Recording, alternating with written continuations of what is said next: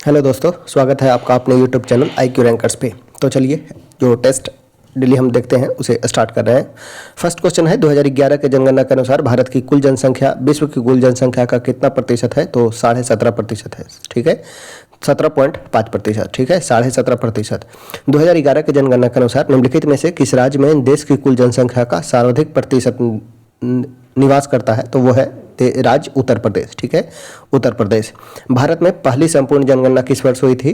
तो पहली संपूर्ण जनगणना हुई थी वर्ष 1881 में। पहली संपूर्ण जनगणना कब हुई थी? तो वर्ष 1881 में हुआ था प्रथम जनगणना। ठीक है, 2011 में भारत की जनसंख्या घनत्व प्रति वर्ग किलोमीटर कितना था? तो जनसंख्या घनत्व का बात किया जाए तो 382 व्यक्ति था। जनसंख्या परिवर्तन की तीन मुख्य प्रतिक्रिया कौन सी है? तो जन्म दर है, मृत्यु दर है और प्रवास है। जनसंख्या परिवर्तन की तीन मुख्य प्रक्रिया क्या है? तो जन्म दर, मृत्यु दर एवं प्रवास है। ग्रामीण क्षेत्रों से शहरी क्षेत्रों की ओर प्रवास के लिए किन कारक का उत्तरदायित्व तो बताया गया है? ग्रामीण क्षेत्र से शहरी क्षेत्र के लोग की ओर क्यों लोग जाते हैं? क्यों अपकर्षण यानी कि पुश कारक, ग्रामीण गरीबी, बेरोजगारी और अभिकर्षण जैसे शहरी रोजगार और बेहतर जीवन स्तर, ये दोनों मिलते हैं इसके कारण। नेक्स्ट है राष्ट्रीय जनसंख्या नीति 2000 का निम्नलिखित में से कौन सा एक मुख्य उद्देश्य पाठ में बताया गया है? राष्ट्रीय जनसंख्या नीति 2000 का निम्नलिखित में से कौन सा एक मुख्य उद्देश्य पाठ में बताया गया है? तो लड़कियों की शादी की उम्र को बढ़ाने के लिए प्रोत्साहित करना। ठीक है, जनसंख्या घनत्व के आधार पर भारत में जनसंख्या के असमान वितरण का कौन सा कारण पर्वतीय क्षेत्रों की विरल जनसंख्या के लिए उत्तरदायित्व है? जनसंख्या घनत्व के आधार पर भारत में जनसंख्या के असमान वितरण का कौन सा कारण पर्वतीय क्षेत्रों की विरल जनसंख्या के लिए उत्तरदायी है? तो वह है पर्वतीय क्षेत्र और प्रतिकूल जलवायवीय अवस्था। पर्वतीय क्षेत्र और प्रतिकूल जलवायवीय अवस्था। संयुक्त राष्ट्र संघ की स्थापना किस तिथि को हुआ था? तो यूएनओ का स्थापना होता है 24 अक्टूबर 1945 को। ठीक है, संयुक्त राष्ट्र स्थापित हुआ था 24 अक्टूबर 1945। सुरक्षा परिषद में कुल कितने सदस्य होते हैं, जिसमें अस्थायी और अस्थायी सदस्यों की संख्या क्या है? तो 15 सदस्य होते हैं, जिसमें 5 अस्थायी सदस्य एवं 10 अस्थायी सदस्य होते हैं। संयुक्त सुरक्षा परिषद में टोटल अस्थायी सदस्यों की संख्या होती है 5 और 10 अस्थायी, इस प्रकार कुल 15 सदस्य होते हैं। भारत में परमाणु ऊर्जा कार्यक्रम के पिता किन्हें कहा जाता है? तो डॉक्टर होमियो जहांगीर भाभा को परमाणु ऊर्जा कार्यक्रम के जनक माने जाते हैं doctor homeo Jahangir Bhabha. Next है भारत में पंचवर्षीय योजना का अंतिम स्वीकृति या अनुमोदन कौन प्रदान करता है? तो राष्ट्रीय विकास परिषद करता है, NDC। 6 अगस्त 1952, याद रखना है 6 अगस्त 1952 को राष्ट्रीय विकास परिषद की स्थापना हुई थी। 6 अगस्त 1952 को पंचवर्षीय योजना को अनुमोदित करने का कार्य करता है राष्ट्रीय विकास परिषद। केंद्र शासित प्रदेश जम्मू कश्मीर की ग्रीष्मकालीन राजधानी क्या है? तो यह है श्रीनगर। ठीक है, जम्मू कश्मीर की ग्रीष्मकालीन राजधानी कौन सी है? तो वो हो जाएगा श्रीनगर। दादरा एवं नागर हवेली और दमन दीव का विलय का मुख्य उद्देश्य पाठ में क्या बताया गया है? तो न्यूनतम सरकार अधिकतम शासन। ठीक है, दादरा नगर हवेली और दमन दीव को क्यों विलय किया गया? तो न्यूनतम सरकार एवं अधिकतम शासन के लिए। एमिनो अम्ल किसमें मिलते हैं? तो प्रोटीन में पाए जाते हैं एमिनो अम्ल। ठीक है, एमिनो अम्ल किसमें पाए जाते हैं? तो प्रोटीन में पाए जाते हैं। विटामिन किस क्रिया में सहायता नहीं करता है? पूछा गया है विटामिन जो होते हैं किस क्रिया में सहायता नहीं करते हैं? तो पाचन क्रिया में सहायता नहीं करते हैं। नेक्स्ट है मोटर चालक पीछे की वस्तु को देखने के लिए किस दर्पण का उपयोग करते हैं? तो यह किया जाता है उत्तल दर्पण का। ठीक है, मोटर चालक द्वारा पीछे देखने के लिए उत्तल दर्पण का प्रयोग किया जाता है। हेमोग्लोबिन में कौन सा तत्व उपस्थित होता है? तो ये होता है आयरन। ठीक है, हेमोग्लोबिन में कौन सा तत्व उपस्थित होता है? आयरन होता है। मिल्क ऑफ मैग्नीशिया MgOH का होल्टाइस। ठीक है, MgOH magnesium hydroxide. Milk of magnesia का रासायनिक सूत्र क्या है? तो MgOH का होल्टाइस है।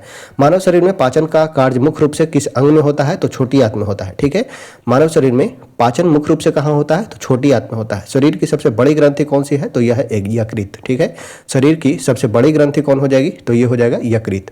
मानव के आराम के लिए सर्वाधिक उपयुक्त तापप्रकाश क्या है? तो 18 डिग्री से 22.5 डिग्री। ठीक है, मानव के आराम के लिए सर्वाधिक उपयुक्त तापप्रकाश क्या है? तो 18 डिग्री से 22.5 डिग्री।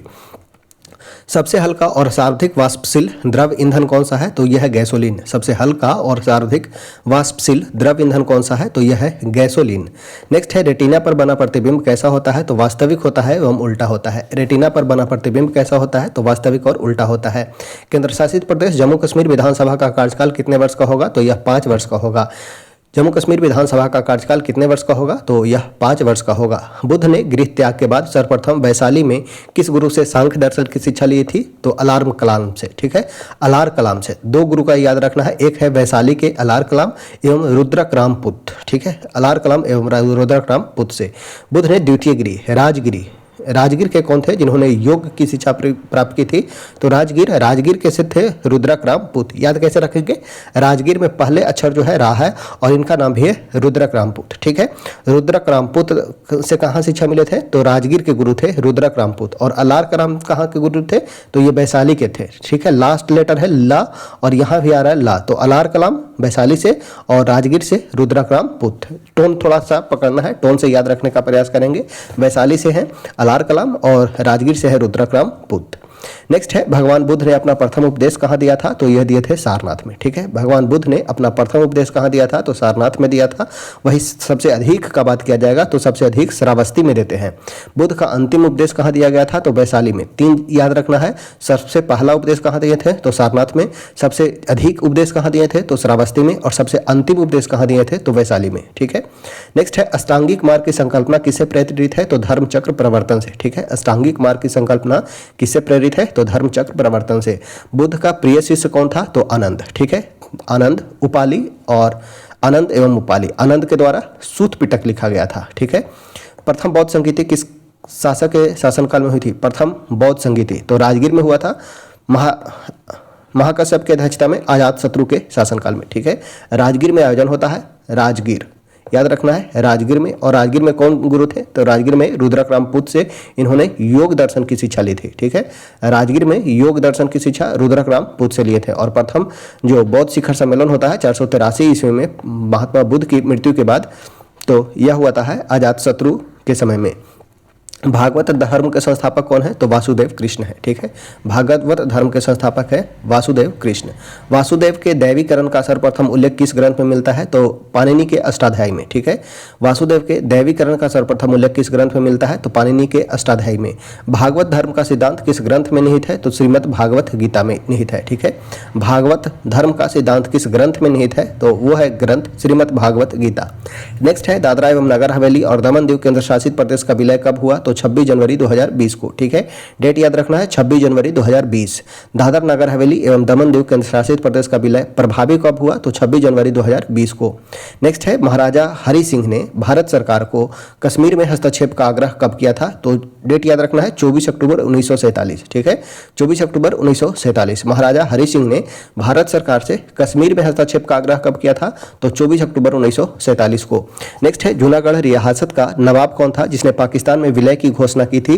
तो जूनागढ़ रियासत का नवाब थे महावत खां। ठीक है, जूनागढ़ रियासत का नवाब कौन था जिसने पाकिस्तान में विलय की घोषणा की थी? नाम याद रखना है महावत खां। नेक्स्ट है, भारतीय सेना ने हैदराबाद पर कार्यवाही किस ऑपरेशन के तहत प्रारंभ किया था? तो वो था ऑपरेशन पोलो। ठीक है, भारतीय सेना ने हैदराबाद पर कार्यवाही किस ऑपरेशन के तहत प्रारंभ किया था? तो ऑपरेशन पोलो था। ठीक है, नेक्स्ट है, हैदराबाद रियासत का भारत में विलय कब हुआ था? तो 17 सितंबर 1948 को। 17 सितंबर 1948, 17 सितंबर को मनाया जाएगा मुक्ति दिवस। ठीक है, हैदराबाद मुक्ति दिवस कब मनाया जाएगा? तो यह मनाया जाएगा 17 सितंबर को। भारतीय सेना ने गोवा मुक्ति के लिए कौन सा अभियान चलाया था? तो ऑपरेशन विजय चलाया था।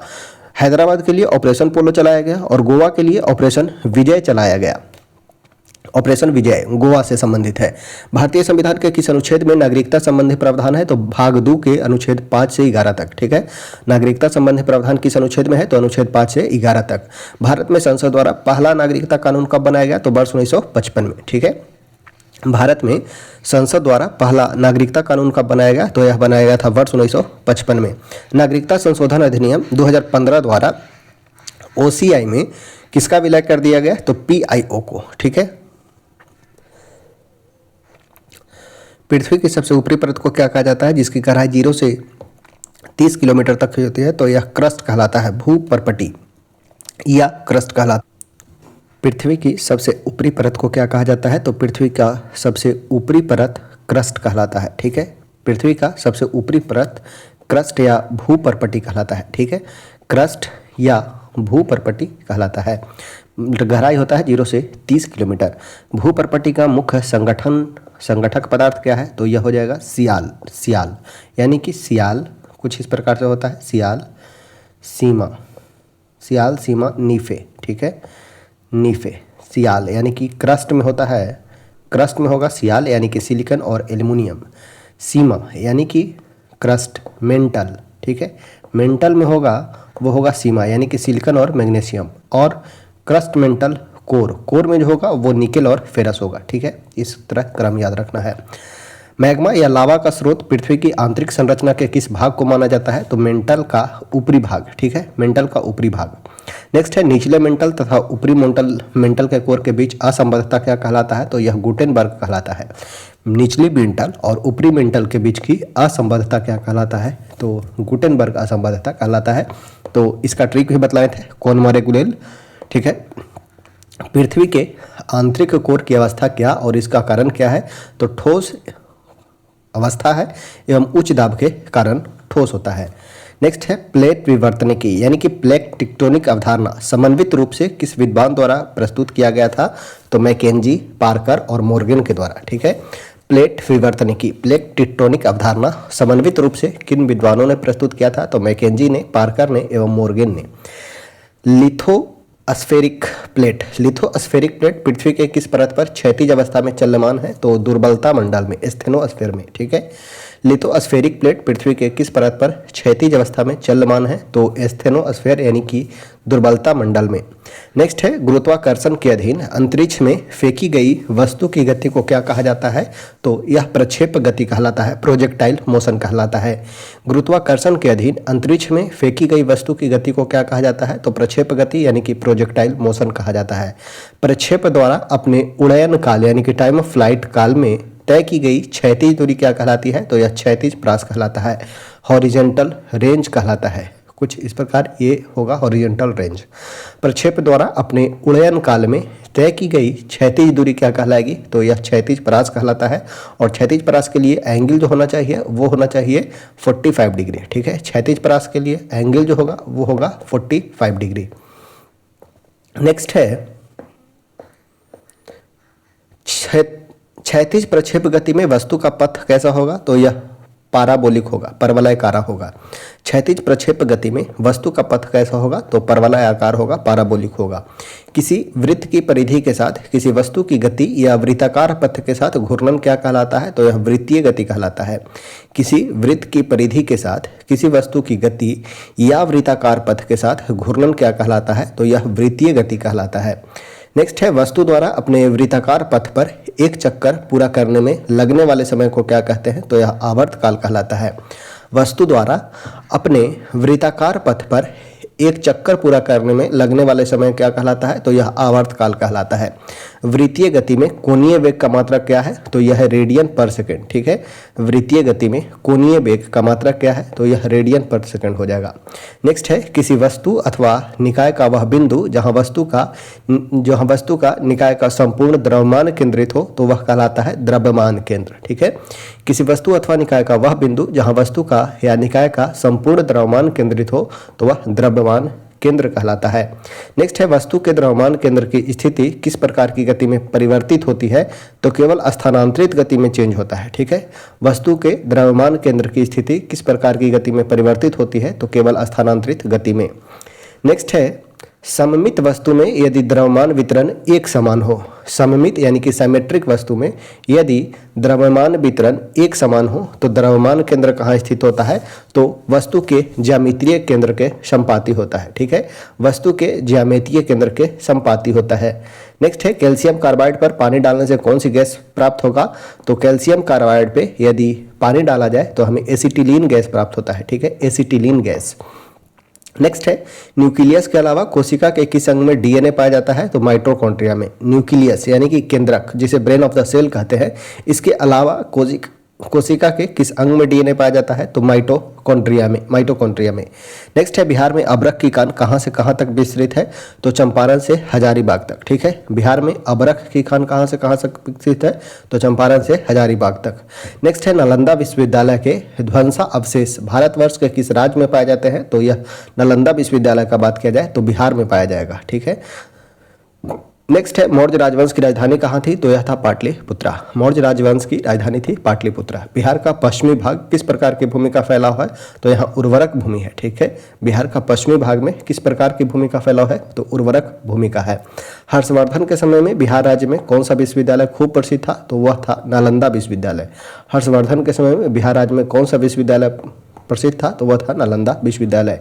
बंगाल, बिहार, उड़ीसा का भूमि कर वसूल करने की सत्ता अंग्रेजों को कब प्राप्त हुआ था? तो यह हुआ था 1764 के बक्सर युद्ध के बाद। ठीक है, बंगाल, बिहार, उड़ीसा का भूमि कर वसूल करने का सत्ता अंग्रेजों को किस ईस्वी में मिला था? तो यह था 1764 ईस्वी के बाद बक्सर के युद्ध के फलस्वरूप। नेक्स्ट है, बिहार के किस भाग में पटसन की खेती अधिक होती है? तो पटसन की खेती सबसे अधिक पूर्वी भाग में होती है। ठीक है, पटसन की खेती सबसे अधिक पूर्वी भाग यानी कि पश्चिम बंगाल वाला साइड में होता है।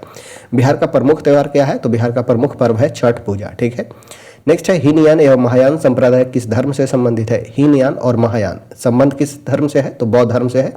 बौद्ध धर्म के चतुर्थ बौद्ध संगीति के अंतर्गत हीनयान और महायान का विकास हुआ था। नेक्स्ट है, अंग प्राचीन भारत के कितने महाजनपद में से एक था? तो अंग जो था प्राचीन भारत में कितने महाजनपद थे ये पूछा गया है, तो 16 महाजनपद थे। ठीक है, अंग जो था 16 महाजनपद में से एक महाजनपद था। गर्म पानी के स्रोत बिहार के किस स्थान पर है? तो यह राजगीर में है, गर्म कुंड। ठीक है, गर्म कुंड कहाँ है? तो राजगीर में है। नेक्स्ट है, गंगा की सहायक नदी कौन सी है? गंगा की सहायक नदी, तो इसमें से दिए गए विकल्प के अनुसार गंगा की सहायक नदी इसमें से यमुना भी हो जाएगा, गंडक भी हो जाएगा। ठीक है, तो यमुना और गंडक दोनों है। गंडक जो है बिहार में मिलती है, गंगा की सहायक नदी, और यह बाएं तरफ से, ठीक है, अगर बात किया जाए गंडक का तो गंडक जो है गंगा के बाएं तरफ से बिनने वाली सहायक नदी है। बिहार राज्य किस ईस्वी में बना? तो वर्ष 1912 में। बिहार का निर्माण वर्ष 1912 में। नेक्स्ट है, अशोक के जीवन की सबसे अंत में घटित होने वाली घटना कौन सी थी? तो वो था कलिंग विजय। कलिंग विजय 261 बीसी में, 261 में कलिंग विजय हुआ था। अशोक के जीवन की सबसे अंतिम होने वाली घटना इनमें से हो जाएगा, वह था कलिंग विजय। नेक्स्ट है, भारत के राष्ट्रीय आंदोलन में किसान आंदोलन का शामिल होना किस एक घटना का सबसे महत्वपूर्ण पहलू था? तो वो था चंपारण सत्याग्रह 1917 में। ठीक है, चंपारण सत्याग्रह 1917 में बिहार से हुआ था। नेक्स्ट है, जैन धर्म का प्रवर्तक कौन थे? तो महावीर थे। जैन धर्म के प्रवर्तक कौन थे? तो महावीर थे। जैन धर्म की स्थापना किसके द्वारा किया गया था? तो ऋषभ देव ने, जो जैन धर्म के प्रथम तीर्थंकर होते हैं। अर्थशास्त्र की रचना किसने की थी? तो कौटिल्य ने। इन्हें विष्णुगुप्त भी कहा जाता है। कौटिल्य अर्थशास्त्र के लेखक है कौटिल्य। दामोदर घाटी योजना के अंतर्गत कितने बांध बनाए गए हैं? तो 8 बांध बनाए गए हैं। ठीक है, डीवीसी प्रथम कॉर्पोरेशन, प्रथम वैली प्रोजेक्ट डीवीसी था जो 1948 में बना था। दामोदर घाटी योजना के अंतर्गत कितने बांध बनाए गए? तो 8 बांध बनाए गए थे। नेक्स्ट है, अक्टूबर 2024 को किसे भौतिकी के नोबेल पुरस्कार 2024 के लिए चुना गया? तो जेफरी हिंटन एवं जॉन सी हॉफफील्ड को। ठीक है, अक्टूबर 2024 को किसे भौतिकी के नोबेल अवार्ड के लिए चुना गया? तो जेफरी हिंटन एवं जॉन से हॉफफील्ड को। किस देश में रुपे कार्ड से भुगतान की शुरुआत किया गया है? तो मालदीव में। ठीक है, रुपे कार्ड से भुगतान की शुरुआत हुआ है मालदीव में। याद रखना है, मालदीव और मिनिकॉय के बीच 8 डिग्री कैनल है। 9 अक्टूबर 2024 को कौन वर्ल्ड टेस्ट चैंपियनशिप में 5000 रन बनाने वाले पहले खिलाड़ी बने हैं? तो ये हैं जो रूट। ठीक है, 9 अक्टूबर 2024 को वर्ल्ड टेस्ट चैंपियन में 5000 रन बनाने वाले पहले खिलाड़ी कौन बने हैं? तो ये बने हैं जो रूट।